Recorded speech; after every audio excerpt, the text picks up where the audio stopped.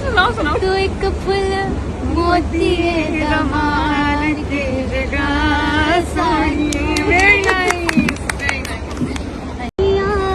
बाजार बिका दिया बोलिया सुनाओ तो एक फूल मोती कमाल के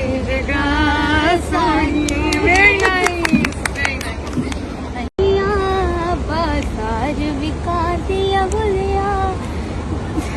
सुनाओ तो एक फूल मोती कमाल